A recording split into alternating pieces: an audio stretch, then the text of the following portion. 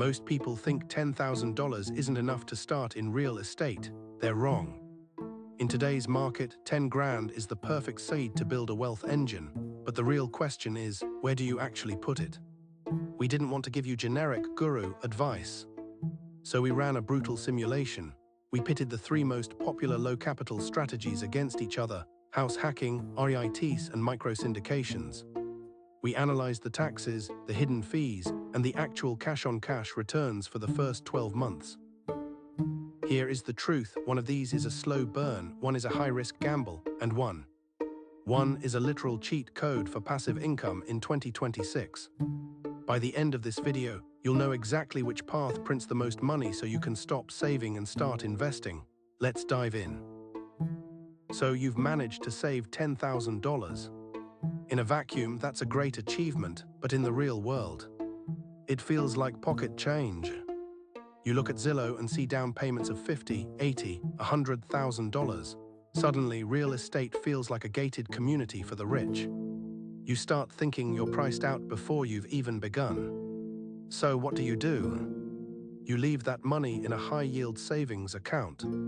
But here is the cold truth: while you're playing it safe, inflation is eating your purchasing power alive. Your money isn't growing, it's just decaying slower than it would in a checking account. Then you go to YouTube for answers. One guru tells you to house hack a duplex, another says REITs are the only way, a third tells you to find a private syndicate. Now you're paralyzed.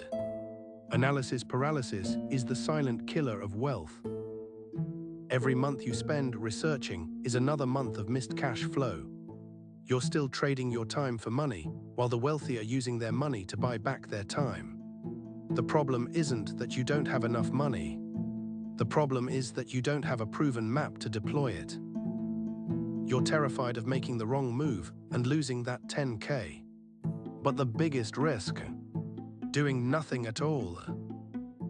All right, let's get into it. We have $10,000. That is our total budget. To find the winner, we're splitting this into three distinct strategies: the passive path, the fractional path, and the aggressive path. We aren't looking at theoretical gains. We're looking at first-year ROI. Strategy 1, the passive path. We're talking rates. Real estate investment trusts allow you to buy shares of massive portfolios. You don't deal with tenants, toilets, or trash. Using a platform like Fundrise, your 10K is instantly diversified across commercial and residential assets. The upside: total liquidity and zero effort. The downside: you're a passenger. Average returns hover between 7% to 12%. It's safe, but it's not a rocket ship. Strategy 2, the fractional path. This is where we look at micro-syndications. Unlike REITs, you aren't buying a slice of a company, you're buying a slice of a specific property. With arrived homes, you can put that 10K into a few high-yield rentals. You get a direct share of the monthly rent and the long-term appreciation. This usually outperforms a standard REIT because you can pick the neighborhood. We're looking at a projected 10% to 15% ROI. Better, but still strictly passive. Now, strategy 3, the aggressive path. House hacking. This is where 10K stops being a deposit and starts being a lever. Here is the play.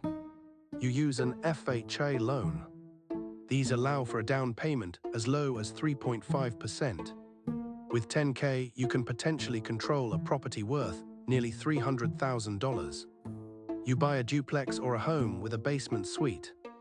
You live in one part and rent out the other. The magic happens when the tenant's rent covers your entire mortgage. Your cost of living drops to near zero. When you calculate the ROI, it's not just the cash flow, it's the equity buildup and the saved rent.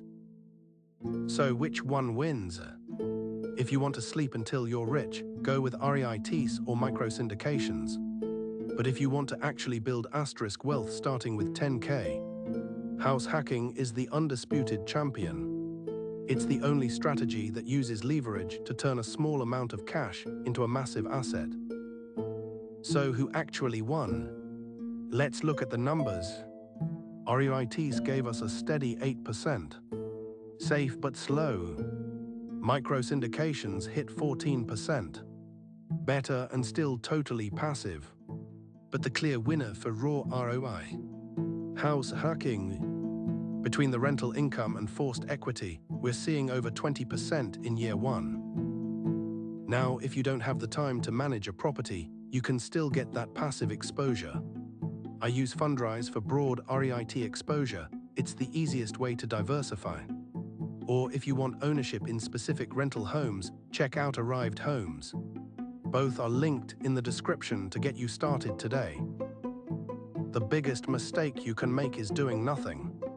Pick the path that fits your lifestyle. If this breakdown helped, hit that like button and subscribe for more wealth challenges. Comment start below if you're investing your first 10K this year.